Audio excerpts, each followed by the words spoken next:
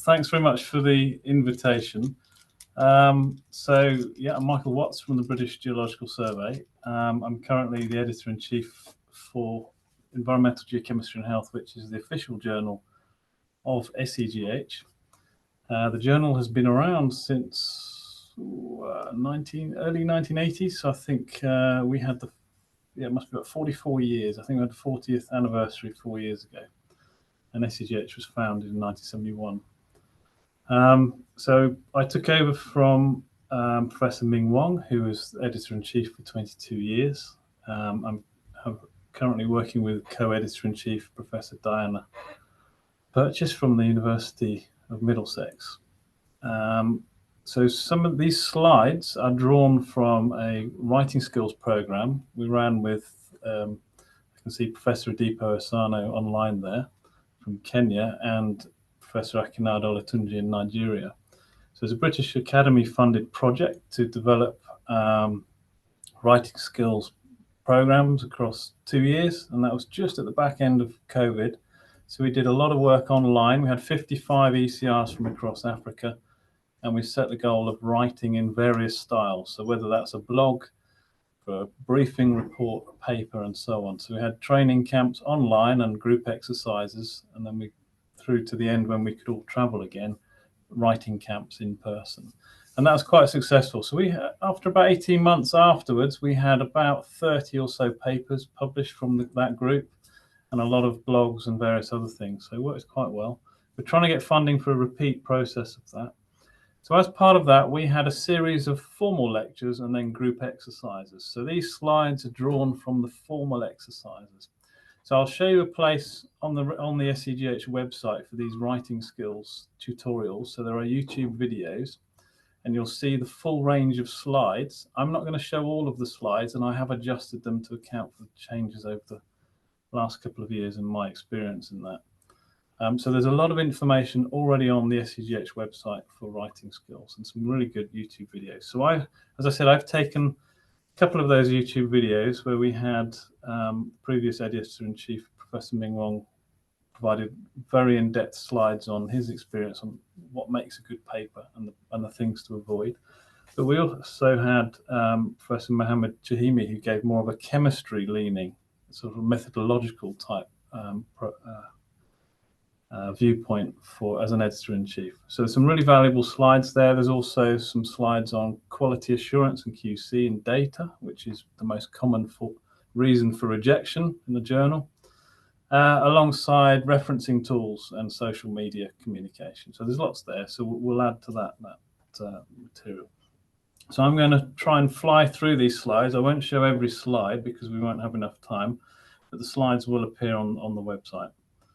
So I'll just go through and just give you an idea of what we're going to cover. So we'll very quickly go through some of these things, because what I'd like to do is just show you the paper handling portal in the journal, because that might be something quite useful that hasn't been seen before. And I'll give you some examples of how we handle papers. So I'll try and fly through these things and pick out the main points. So I'll go through things like particularly that stand out as problems for the journal. The introduction. Many papers don't have a name and objectives, which is really annoying and quite frustrating. So it's not setting the scene of what the paper is aiming to achieve. Materials and methods are quite key. As I just said, QC and confidence in the data is a big issue and a very quick, easy reason for rejection. And the presentation of results. And then we'll talk a little bit about discussion and the conclusion. Choosing journals and the submission process. So some of the things to deal with there: the review process, how to deal with rejection, and reviewer comments. That's quite key. So it can be quite an emotional investment in writing a paper and submitting it, and it's a lot of effort to submit a paper. So it's best to try and make sure you get it right at the beginning. I'll just touch on some ethical issues, but there'll be a lot more detail on the slides that you can download. Okay, and I've put a little note there, strobe. So that's referring to an initiative. So if you Google strobe, you'll see it's the strengthening reporting of biomonitoring. I can't remember what the E stands for, but if you just go to the website, I'll show you that later. So Just in terms of me, in my experience, so I've got a few things there just to show you the sort of number of papers and PhD students I've guided through writing papers. So I've generally had students who average about 3 to 4 papers for their PhDs. And I've been editor-in-chief for 3 years for this journal, and I helped Ming Wong for about 6 months before that. I've had other roles with journals, helping set up Chemistry Africa with Mohammed Shahimi. And of course, lots of mistakes made, and still make mistakes in that. And it's a constant learning process to write, so don't worry. And the best thing is to get people to read it with you, collaborate on the writing, and develop your network for doing so. So I'll give a perspective as a journal editor-in-chief, because that might be quite interesting to you. So one of the key things that I'm sure a lot of authors aren't doing is they're not reading the journal instructions. So have a look at who the editors are and their interests. Have a look at the scope of the journal. I'm quite sure many papers don't do that, and they're just simply putting it to the quickest place. So consider the audience of that journal. So you may consider the impact factor, but also think about who you want to read that paper. That's quite crucial. Many papers are submitted that are simply out of scope of the journal. So it's sort of wasting our time and wasting your own time if you send it to the wrong journal. So do some research in advance. It will ultimately save you time. So we'll go through some of these points. I will go through them very fast, but you can, as I said, you can have the slides in full. So make sure each of these sections listed on the right has a defined purpose. Different journals have different requirements, so make sure again you look at the journal guidance notes on the website. Start shaping your stories with good versions of figures and tables, but ultimately sit down and think about your aim and objectives that you want to achieve with that paper.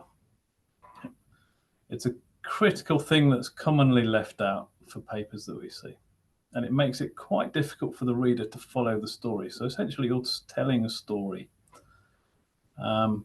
You may choose to write the paper in a different order. That's fine. You might find it easier to get the muscle memory, the muscles in your brain going by writing the methods, starting with the easy point. So don't worry about writing necessarily in order, but at least if you have a framework and the aim and objectives, that will help to guide your ultimate narrative. I'll talk a little bit about supplementary materials at the bottom there, so how we can make best use of those.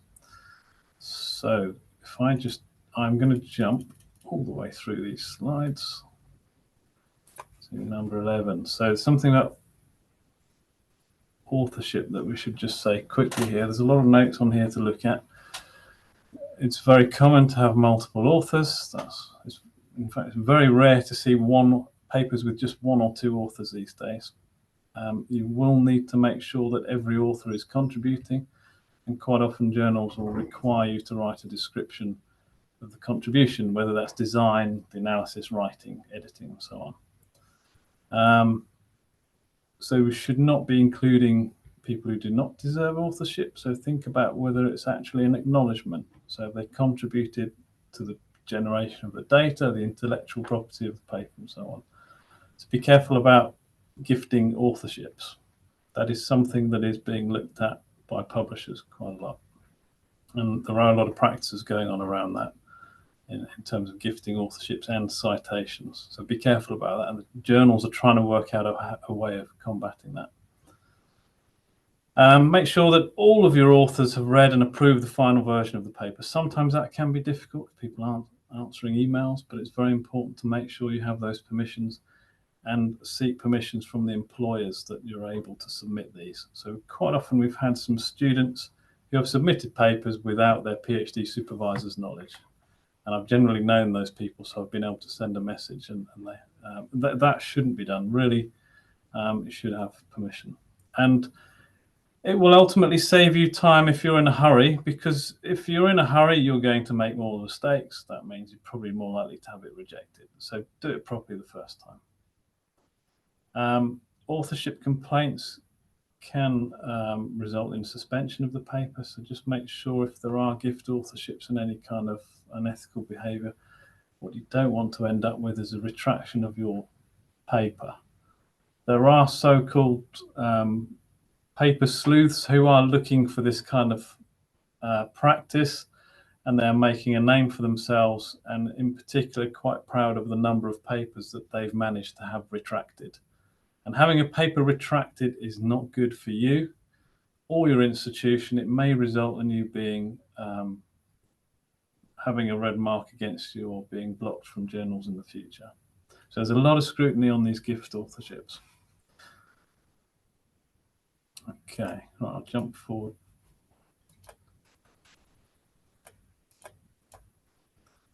Okay, so if we just look at the abstract quickly. So in forming your paper, make sure you've got a nice short title that gets to the point. There are some regions that we tend to see an essay as a title.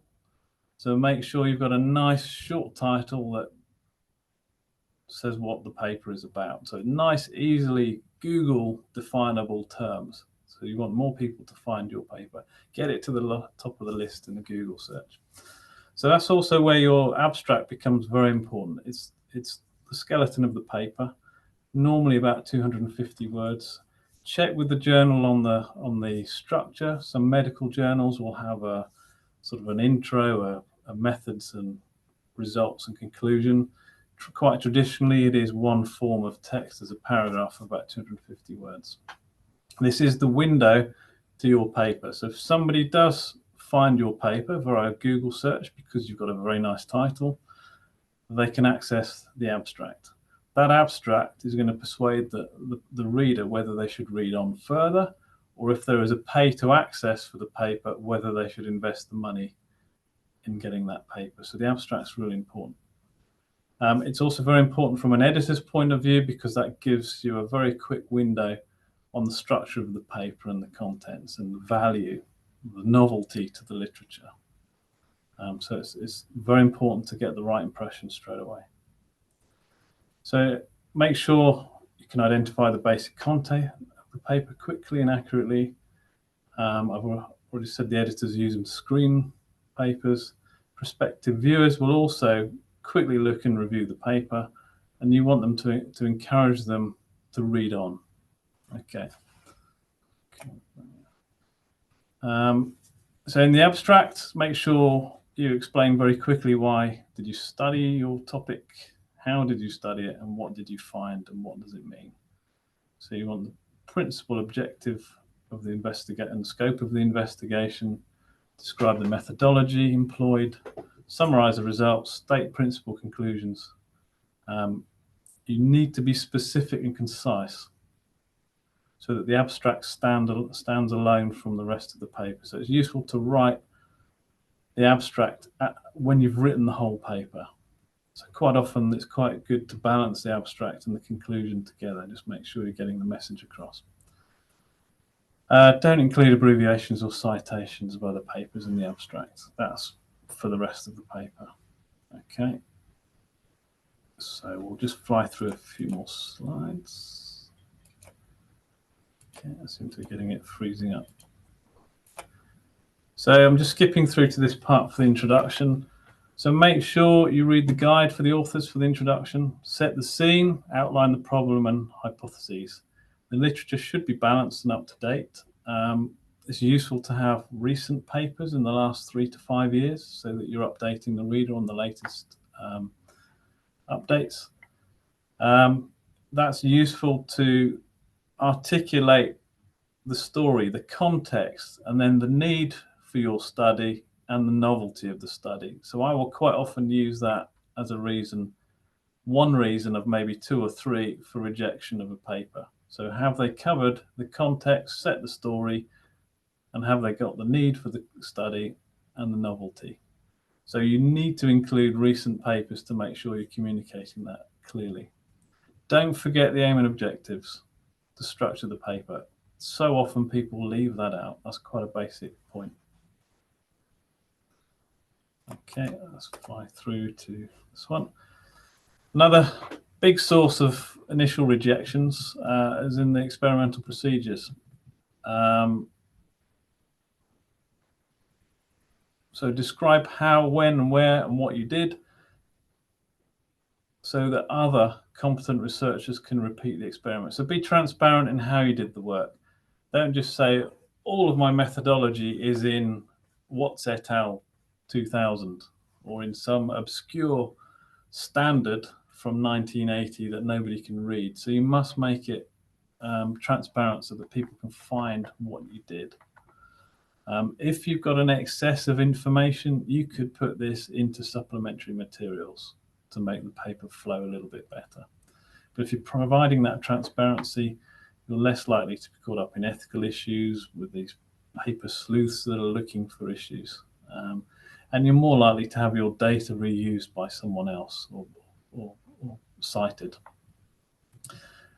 So details on the QA/QC, that's quite often missing, and that's a common reason for me just to, if I haven't got transparency methodologies or QC, I'll quite often send that back at the first review to the author and say, look, can you just add this in? If there's one other reason, so if there's 2 to 3 reasons in total, I'll just do a reject because we've got so many papers coming. These are basic criteria that we're describing here that are described on the website for the journal. And we're being overloaded with papers, so we are looking for things to be very tight, everything to be correct. Otherwise, it's a very easy reason. Don't give us an easy reason to reject it. Make it hard by doing all of these things. There's no excuse for not having appropriate QCs and reference materials. There are other resources to refer to where you can do your own spike recoveries, replicates, or even make your own standard reference materials or compare with other labs. There are other things you can do to provide confidence in that data. And providing confidence in that data means you've got confidence in the interpretation. So a lot of papers will focus very much on the methodology to map the data that they've produced, and then forget to mention how they provide confidence and a measure of uncertainty on that data. So without that, on the measured data, how can you be confident in the nice fancy GIS maps or any statistical interpretation? So everything falls down in that link across the narrative if you're not getting these basics right. And it's probably the most common reason for rejections, missing these details. It's very frustrating actually to see that this is still standard practice and people are missing this out. So I mentioned, again, make sure if you are dealing with animals with a backbone or humans, you've got the appropriate approval by an ethical committee, and make sure you include those details. If you're dealing with humans and any biomonitoring, then refer to Strobe. There's a checklist, so if you just Google Strobe, you'll find the checklist. If you haven't got these details, even more importantly, it will just be an instant pass back to you to make sure you provide that information. Okay, we'll go through to results. Things to do. So make sure you have, put some time into the figures and tables to summarize the data. Make sure you've got some statistical analysis to persuade the reader that this information is useful. It might be telling a story. Make sure the figures and tables are consistent. So get your legends reading nice and clearly and consistently, and the labeling and the units in particular. And believe how often the units differ. It's the very basic things that people are taking shortcuts or rushing to submit. Make sure you've got all of these things right, because you shouldn't be using the reviewers and the editors as the reviewer or a sort of checking of error process. That should all be done before you submit. Emphasize only important observations. Be selective about the results and make sure you're putting the results in this section that are going to help you tell the story. However, lots of your other raw data could go into supplementary materials. I find that a very easy way to help me write, and that if I can put all the raw data in supplementary materials and think about the story I'm telling, so it isn't a distraction. So you can also maintain transparency and make sure you're providing all those details for QA/QC. And hopefully if you put a lot of raw data in there, then maybe if it's got all the correct controls on uncertainty and how you've generated that data, other people may use it in their statistical interpretation. So you're increasing the the potential use and value of your data. Particularly with that bottom point, if people are undertaking reviews or adding to databases, or the increase in AI or machine learning type tools, they're all going to be dependent on good quality data. So make sure your data is part of that. So there'll be many more applications I haven't mentioned or we haven't thought of that will need harmonized data. And part of that QA/QC will deal with that. Okay, let's move forward. So the discussion is another important point. So make sure you tell the readers what the results mean and why they're important. Now, some journals will have results and discussion together or separately, or they may be quite flexible. So you may decide as you're starting to put your figures and tables together on a format, you may find it easier to do the results and discussions together. So have a think about how you structure it carefully, and it may be you want to map it out and see see what the best structure is for you and how easy it is for you to write it. So that may be personal preference if the journal is giving you flexibility. So the main purpose of the discussion is to indicate the relationships of your data, your observed facts. So interpret the results relative to your objectives. So don't forget your aim and objectives. So you're setting out the structure of your discussion from that first point. So it's really important to do that. Is there evidence in your data to support the hypothesis or the aim and objectives you started with? Why or why not? So if it doesn't, that still may be valid. Maybe null hypotheses may be just as useful to other researchers following you. Quote relevant references in the text. So make sure you're comparing with other studies. What's the context of your outcomes? Try to avoid old references if you can, or at least have a good mix of recent references that are relevant to your study. Don't quote too many for one statement. You quite often see papers where they say, my data is similar to somebody et al. And then there's 10 references. That's unnecessary, and the journals will ask you to reduce that. At the end of the discussion, you can make concluding remarks, or you may balance that with a separate conclusion. Check the journal guidelines. So what's the significance of the work based on the results? And does the data support the hypothesis, suggestions for future studies? So that may come in. So have a look at the structure, that may come into a conclusion. Keep the language as simple and direct as possible. Okay. So make sure you're answering the questions that you set in the aim and objectives early on. Have you achieved your goals? Are there any exceptions? Sometimes if your results and interpretations disagree with other published work, that's quite a useful conversation to highlight. And it may highlight differences in the literature that need raising. So that identifies new research gaps that need to be filled or arguments to be solved. Okay, so when covering a discussion, don't just focus on your colleagues or your own country. Make sure there is some context. So it might be regionally or globally. So if it's gold mining in Kenya, what's the context in an African perspective as well, for example? So conclusion, just make sure you limit the speculations. Any kind of conclusions that you have, make sure you can evidence them. Discuss theoretical implications and possible applications. Make sure it's concise. You're not citing other studies necessarily here or going through data in detail.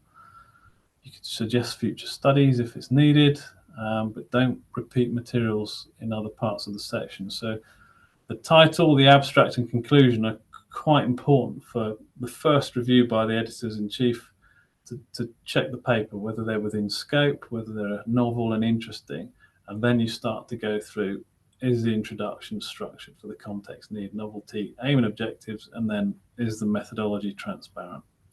Is there sufficient QA/QC on the data? Okay, so those are the kind of very quick first checks. So if we go to 14. 21. Choosing your journal. So this is not just about you submitting your paper to Environmental Geochemistry and Health, or you'll be very welcome. This is appropriate for any journal. So make sure you select the appropriate journal for your paper. So it's worth investing in time in that research and thinking about the audience you want to reach. So don't make it an easy reject without review from the editor-in-chief if the paper is not in scope. So if it's not in scope, that's very easy. Assign to me, reject, click the button, not in scope, send to author. Yeah, that's a very easy thing. So don't make that mistake. Check the available categories. So the journal on submission will give you options for a full paper, short communication, and editorial. So choose those correctly. Journals will also have special issues. So you may have drop-down menus to submit as a general submission or to specific special issues. So make sure you get those correct. On deciding which journal to go for, check the formatting guidelines. So that's very important to avoid delays or rejections. I'll show you the portals shortly, but you'll see that there's a paper that's just come in today. It's been held up for about 10 days, and there's a quality process that the journal or the publishing house undertakes, and that may well go through things like checking the references, are the citations okay? Is the formatting okay? Are the legends on the figures and tables all correct? Is everything formatted okay? And if you've missed one point, that will probably take 2 or 3 days. They'll send it back to you and you'll have to address it. And that can waste time before it gets to myself or Diane, for example, for the first review. So sometimes we may see a paper within the same day, or it can come 12, 14 days later before we do the first review. So just make sure you're not going to have any of those mistakes. Okay, so this point about reviewers. So some journals need the names of 4 to 6 potential reviewers. So Spring and Nature have changed the submission and handling process of papers. You're not able to recommend reviewers, which was quite a useful thing. However, what we are recommending is that you could put that into the cover letter. So it's very well received by the handling editors because it's very difficult to find reviewers. So if you can help them out, if you provide 4 to 6, they may use 1 or 2 of them. But if you want them to be used, and for the appropriate, if you want to influence the appropriate reviewers, make sure you choose reviewers who you have not worked with and are from different countries across those recommendations. So it just looks a little bit more reliable to the editor. Okay, there's a little bit about impact factor that may be swaying where you put your papers, but think about the audience. That's the important thing. If you're interested in impact factors, they're normally updated every June. Okay. Oh, it's frozen. There we go. So we'll just jump forward to the reviewing process. Just conscious of time so that we go to the portal. So some journals, you may have an editor-in-chief with co-editors-in-chief, and then you'll have a level of associate editors. So the editors-in-chief will assign a paper if they think it passes the first review. And bear in mind, editors-in-chief probably reject about 50% straight away. They don't make it past that first review. Then it passes to the handling editors, the associate editors, who then check the suitability of the paper. So as editors-in-chief, we are covering a very broad range of subjects, particularly for a sort of interdisciplinary journal like this. So we're very reliant on the expertise of those handling editors. So this journal has 95 editors. It's quite a lot. But when you think we're getting, I'm probably looking at about 40 papers a week, you very quickly load up the job queue for each of those handling editors. So we're also thinking about that human perspective. Is, are we trying to manage the workload of our editors who may have very specific attributes? So you may have, for example, we had 10 papers studying radon last week. We've got about 2 or 3 editors who can handle radon. They already had 3 or 4 papers in their queue each. So you're constantly trying to manage workload as well. So make sure you're limiting the number of errors to given a reason for rejection.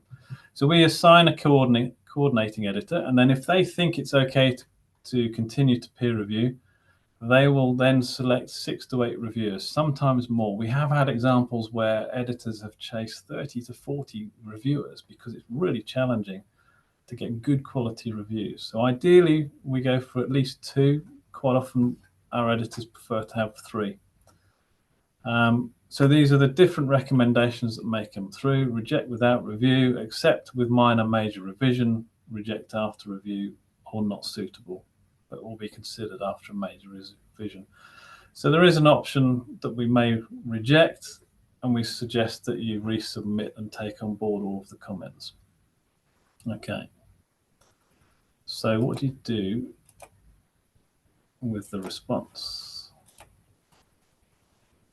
So you'll have the comments released to the author, the corresponding author. So it's important to address all of the items raised by the reviewers point by point. So copy the reviewer comments into a Word document and then answer each point very clearly. Don't overlook any of them and hope the reviewer will miss it or give up. It's not a process of attrition. If you go through 2 or 3 versions, we're probably going to get to the point where we go, yeah, let's just reject it. This is going to go on and on. If you can't answer it, then be honest and try and explain that. You can argue some of these points. So if you disagree, you can give a reasoned explanation why you disagree, but make sure you can evidence that. Indicate where the changes have been made on the revised paper, line numbers, etc. That's very helpful to find. You're making the job of the editor much easier and quicker to get to a positive resolution. Resubmit the paper within a specific deadline. The journals do have a deadline, and they may well withdraw it if you go beyond that deadline, and you have to start the whole submission process again. If you need an extension, then just ask the journal to provide you with an extension. Okay. Okay, so those are just some of the milestones from submission through to review, decision, revisions. And what you may have is that submission of revision and review that may happen 2 or 3 times if you are not completing everything. The handling editors are able to make a decision on the first pass of a revised paper. However, some of the handling editors like to pass the paper back to the reviewers and then get their opinions. That takes a little bit longer, but I think they're just seeking additional reassurance. And then the handling editor will make a decision, is that final version okay? And they'll recommend it to myself or Diane as the editor-in-chief. And then we will check through that a fair process has been undertaken and that the decisions are founded on good information, and then we'll make a final decision, and that will go to the publisher. And then you'll next hear from the publishing office on what to do with the proof. Okay, so dealing with editors and associate editors. So if you're invited to revise and resubmit, write a detailed response, as I've said, make the job easier for the editor so they can tick off all the required points. As I've said, you can disagree with the reviewer, but be polite and scientifically solid. We have seen some examples where people are not polite, and you're really not going to get a positive response if you communicate with reviewers in a negative way, or editors. So make the changes in the revised paper, and I've already said some of these things. If it is an opportunity to provide additional calculations or experiments, if you feel the paper can be stronger, but it's not an opportunity to do additional research. So make sure you can justify if you do any of those points. You may, of course, be asked by the reviewer to do that in any case. So if your paper is rejected without apparent reason, try to understand why the paper is rejected. It can feel personal. Don't react straight away. Think about it. It will be very personal. I've been there, don't worry. You always have the option to appeal, but make sure you have a good case if you're going to do that. We have had a couple of authors come back and say, we don't like the decision and so on. But it's quite unusual. Many people will say, is it okay if I resubmit and answer all of the points? Yes, of course it is. We can go through that process again if all points are dealt with. But most appeals will be unsuccessful if we've gone through a very rigorous process. There's a point there, don't annoy the editor. So I think it's all about setting keeping the communications civil, and make sure any comments are clear and factual. Don't make personal comments. That's not going to result in a positive outcome for you anyway. It may feel better to say things like that, but it won't have a very positive outcome. And remember, you may want to submit to the journal again at some point. So as I've said, accepting rejection can be personal. Try not to take it personally. It'll be very difficult. Try to understand why and evaluate whether your paper will meet the journal requirements with the extra data, or is there another journal that's more appropriate? So yeah, think about, maybe it's not the right journal, try somewhere else. But if you're going to resubmit somewhere else, make sure you've addressed the reasons for rejection and check the new guide for authors in your new journal. Okay, remember, editors see hundreds or thousands of papers each year. So some of those recommendations and suggestions may well be very useful for you to submit to a different journal. So don't just ignore them and throw them away. You may have to declare you've submitted your paper to a different journal, so it's worth naming that. Sometimes they'll ask for the referee's reports. That's quite unusual. But make sure you explain why you're submitting to that journal. Okay, we'll go to ethics. So a few points about ethics. Make sure you're not submitting to multiple journals. You will have to tick a box to say you're not doing that. And the authentication software will probably pick that up as plagiarism across other sources of where your texts come from. And that will result in a high score, so you're more likely to be rejected straight away before peer review. Careful about data fabrication or falsification. Obviously, that's not good scientific practice, is it? And it's dishonest. Follow the strobe guidelines for use of human subjects and animals. Make sure you do not undertake improper author contributions or citations. So there is a common practice of, I'll give you an authorship on my paper if you give me one on yours, and I'll cite your paper if you cite mine. That is happening, and the journals are very aware of that, and they're watching out for it. So don't do that unless you are collaborating, of course, but be careful about that practice. Plagiarism. Okay, there's a little description there on what plagiarism is. It is a serious offence, can lead to the paper rejection. It may result in problems with your employer, a reputational risk for your employer. And it could have a serious effect on your scientific reputation. So you may well be on a list with the journals, and they share information apparently. So you may well be barred from all scientific journals, or at least good reputable journals across the publishing houses. So just don't do it. And what you don't want is a paper to be retracted by the publisher. And the publisher does not want that, because it's a bad record for them as well. So some of the big journals we've seen being delisted over the last year, they've had a number of retractions. So it's the biggest fear, actually, for any journals. Is that we need to avoid that. So there's a lot of effort going into avoiding that kind of need. So as I've said at the bottom, there can be a prohibition from publishing in periodicals. Okay, so I think we've got a little description on fabrication and falsification there. I'm just watching the time, so I'm going to leave you to read that quickly.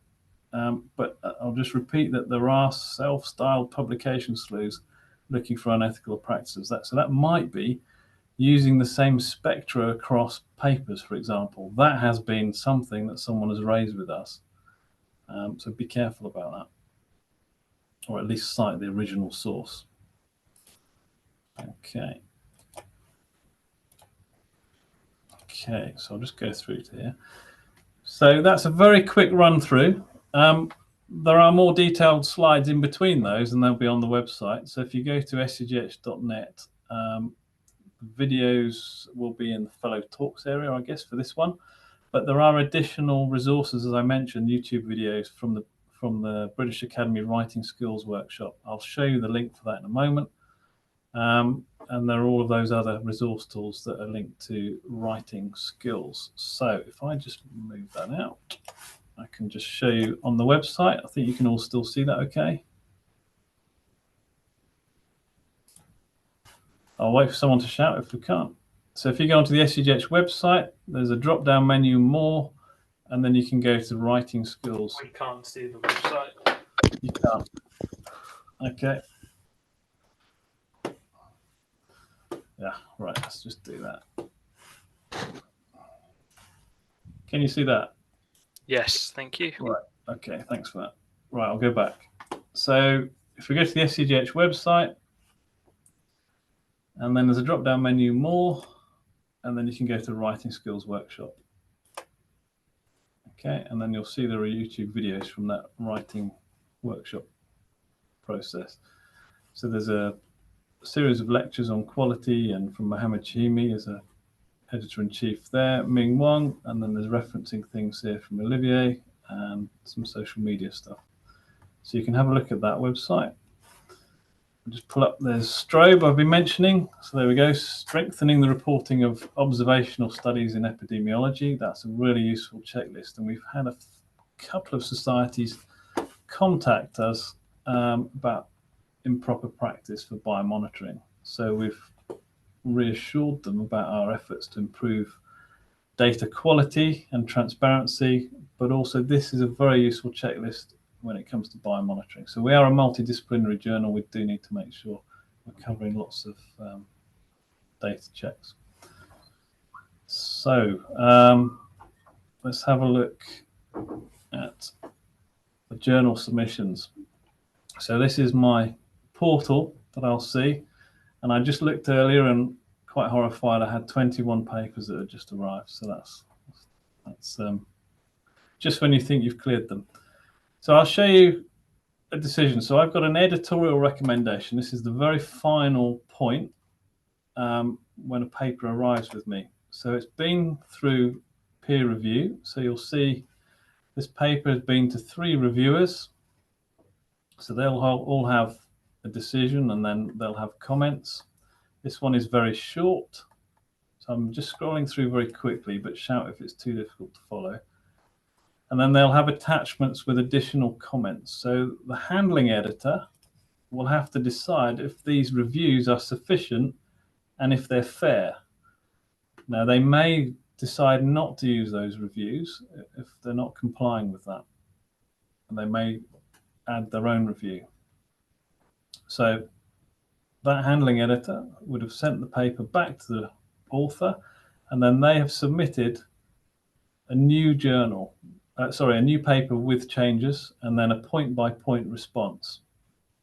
Okay, so that handling editor, so they've given an accept, but before they did an accept, they actually sent it out back to the reviewers. So that's quite a comprehensive process. The handling editor does not need to do that, but they obviously felt they'd have more confidence by sending it back. So then that's an accept. I will check that everything's been done in a fair way, and then that would be very easy for me to click on accept. I won't do that now because I will read it properly. So I'll go back. So here's a point where I'm handling a paper directly. So I will have had this paper. I'll just show you what we're seeing as handling editors. So we'll have details about the paper. We can download the paper.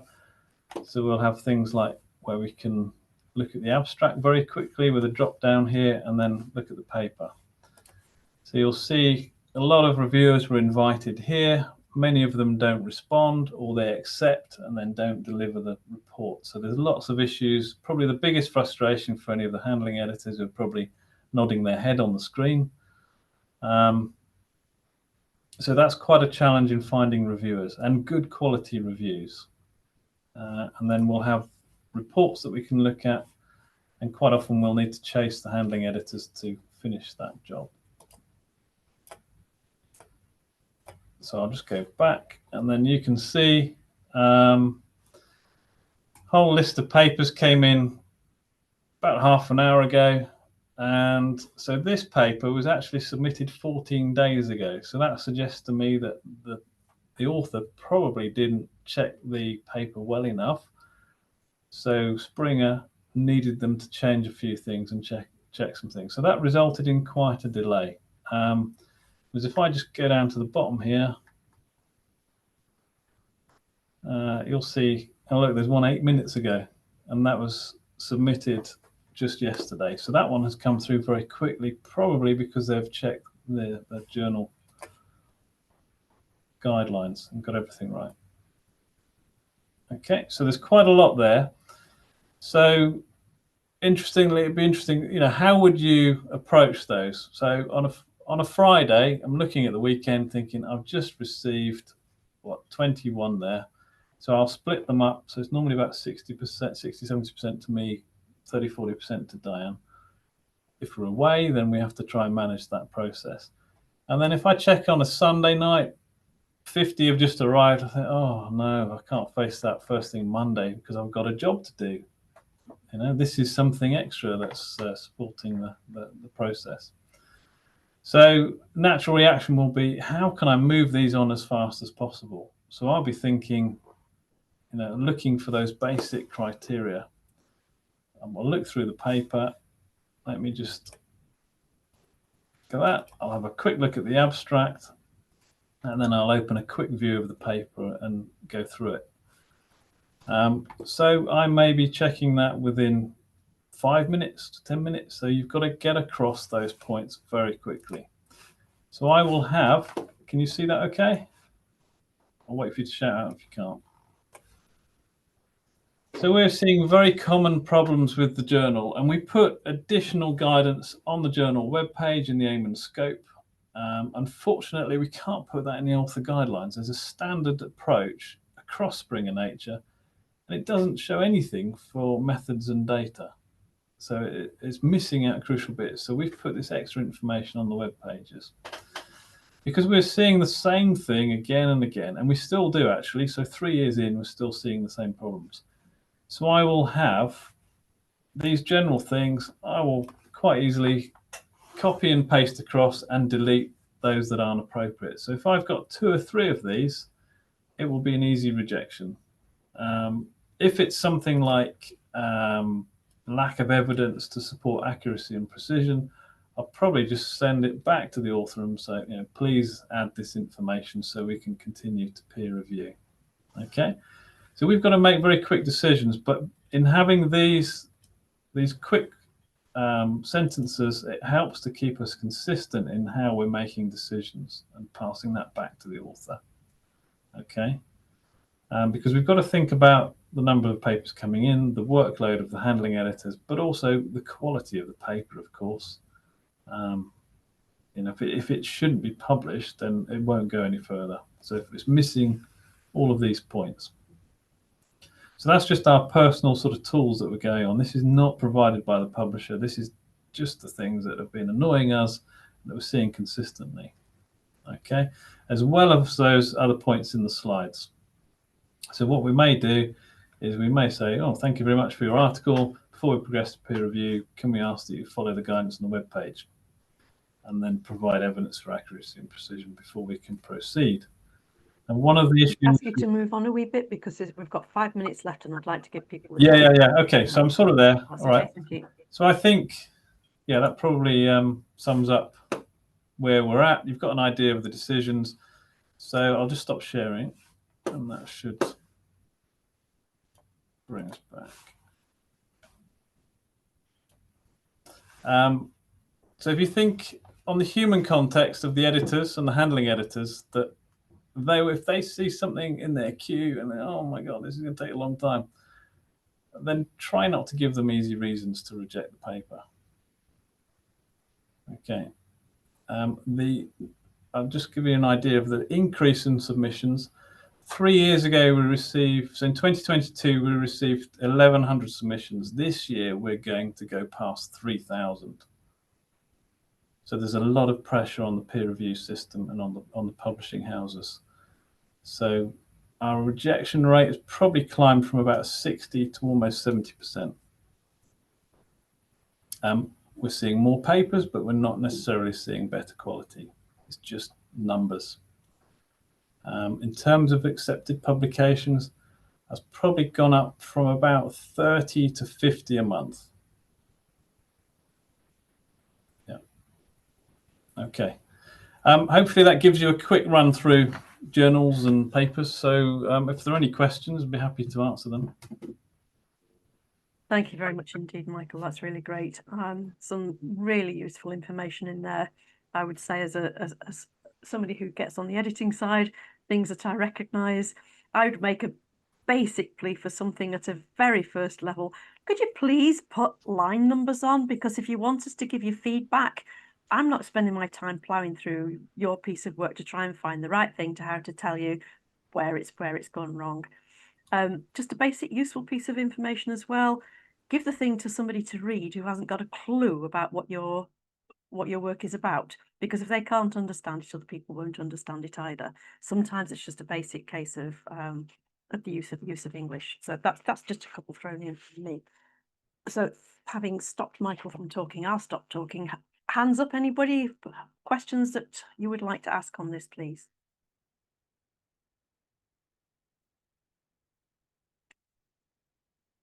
I can't see any hands up, but I do not believe for one moment that there aren't any questions. Apart from the fact that it was a very thorough presentation.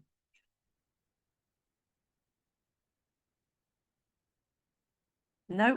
One other quick observation to throw in there. I recently had to send a paper back because the people concerned hadn't bothered to look at what EGAH required, and their referencing system was completely different.